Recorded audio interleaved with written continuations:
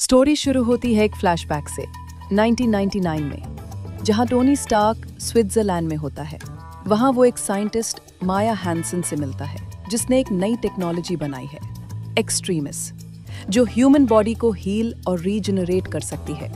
उसी पार्टी में एक लंगड़ा सा साइंटिस्ट आता है, एल्ड्रिच किलियन, जो एडवांस्ड आइडिया मैकेनिक्स का हेड होता है।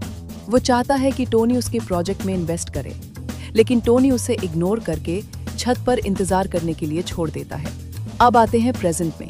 न्यूयॉर्क बैटल के बाद से टोनी स्टार्क बहुत परेशान रहने लगा है। उसे एंग्जाइटी अटैक्स आते हैं और वो सो नहीं पाता, बस नए नए आयरन मैन सूट्स बनाता रहता है।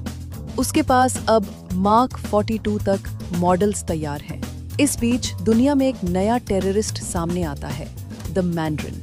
वो वीडियो मैसेज के जरिए धमकी देता है और अटैक्स करवाता है। टोनी की लाइफलाइन पेपर पॉट्स अब स्टार्क इंडस्ट्रीज की सीईओ है। टोनी उससे बहुत प्यार करता है, लेकिन उसके लगातार ऑब्सेशन और डर की वजह से उनके बीच टेंशन है। तभी मैंड्रिन के अटैक्स में टोनी का पुराना दोस्त और बॉडीगार्ड हैप्पी हॉगन बुरी तरह घायल हो जाता है।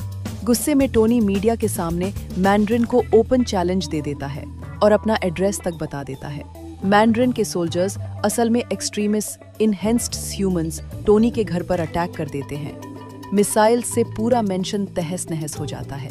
जार्विस आखिरी वक्त पर टोनी को बचा लेता है, लेकिन उसका घर पूरी तरह डूब जाता है। टोनी का सूट उसे गलती से टेनेसी में क्रैश करा देता है।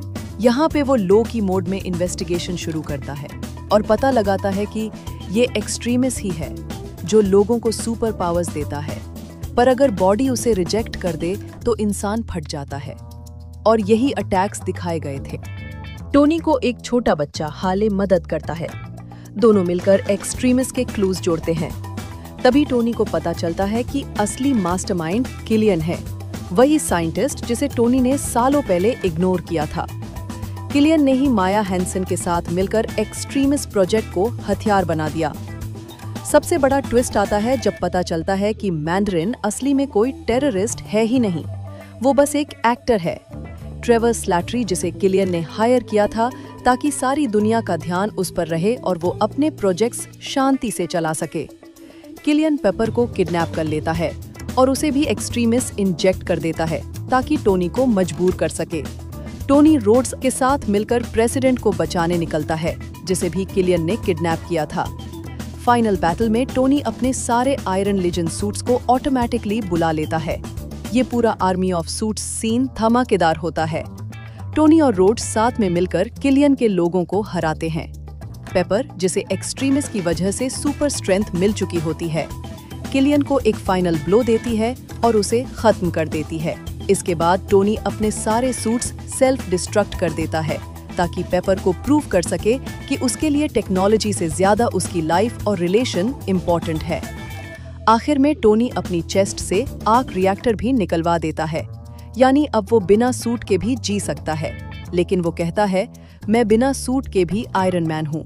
पोस्ट क्रेडिट सीन में दिखता है कि टोनी ब्रूस बैनर को ये पूरी स्टोरी सुना रहा है, लेकिन बैनर बीच बीच में सो जाता है, जिससे पता चलता है कि वो अच्छा साइकोलॉजिस्ट बिल्कुल नहीं है।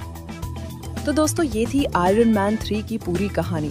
यहाँ हमने देखा कि कैसे न्यूयॉर्क बैटल के बाद टोनी अपनी लाइफ और आइडेंटिटी से जूझ रहा था, कैसे उसकी गलतियों ने पुराने दुश्मनों को और ताकतवर बना दिया, और आखिरकार कैसे उसने खुद को और अपने रिलेशनशिप को सेव किया। लेकिन ये तो बस एक स्टेप था, असली सफर अभी बाकी है।